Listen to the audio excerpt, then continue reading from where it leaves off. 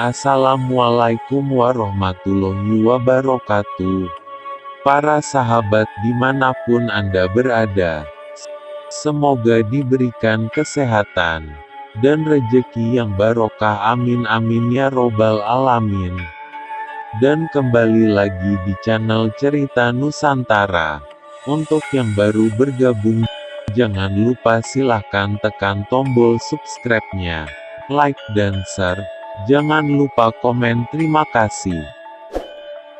Penyebaran Islam di Tatar Pasundan atau di Jawa Barat memang tidak lepas dari peran Sunan Gunung Jati. Sunan Gunung Jati, salah satu dari anggota Wali Songo yang menyebarkan agama Islam di Tatar Pasundan atau Jawa Barat.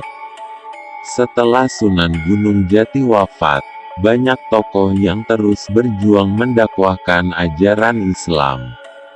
Salah satu tokoh tersebut adalah Syekh Abdul Muhyi, 2 abad setelah Sunan Gunung Jati. Syekh Abdul Muhyi lahir di Mataram pada tahun 1071 atau tahun 1650. Syekh Abdul Muhyi mendapat perintah dari gurunya untuk berdakwah di daerah selatan Jawa Barat. Syekh Abdul Muhyi melaksanakan apa yang menjadi titah dari gurunya dengan mengembara sesuai petunjuk dari gurunya.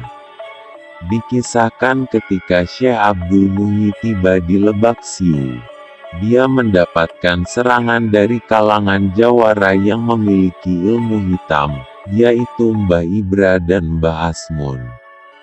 2 pendekar aliran ilmu hitam datang menyerang Syekh Abdul Muhyi yang saat itu sedang menunaikan sholat dan sedang dalam keadaan bersujud.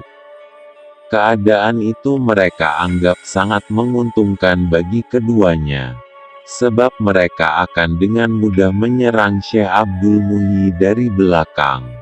Seketika itu juga kedua tokoh ilmu hitam itu menyerang Syekh Abdul Muhyi dari belakang dengan menggunakan ilmu Batara Karang. Tapi apa yang terjadi? Karena keramat kesaktian Syekh Abdul Muhyi, kedua orang yang akan berbuat jahat tersebut tiba-tiba kaku-kaku, kaki dan tangannya. Setelah Syekh Abdul Muhyi selesai sholat, dia terkejut saat melihat ada 2 orang berdiri tegak bagaikan patung di belakangnya. Syekh Abdul Muhyi kemudian menanyakan siapa dan apa tujuan mereka berdua datang ke tempatnya. Kedua orang ini kemudian meminta maaf kepada Syekh Abdul Muhyi karena berniat membunuh dirinya. Kemudian Syekh Abdul Muhyi mendoakan kedua jawara yang menjadi patung hingga kembali bisa seperti semula. Setelah mereka kembali normal, keduanya kembali berniat menyerang Syekh Abdul Muhyi dengan menghunuskan golok dari sarungnya. Golok yang dicabut dari sarungnya itu ternyata tidak bisa mereka ambil, sebab golok itu terus-menerus memanjang hingga golok itu tidak bisa keluar secara sempurna dari sarungnya. Dalam kondisi demikian, mereka berdua akhirnya menyerah kepada Syekh Abdul Muhyi dan bersama seluruh anak buahnya menyatakan diri masuk agama Islam.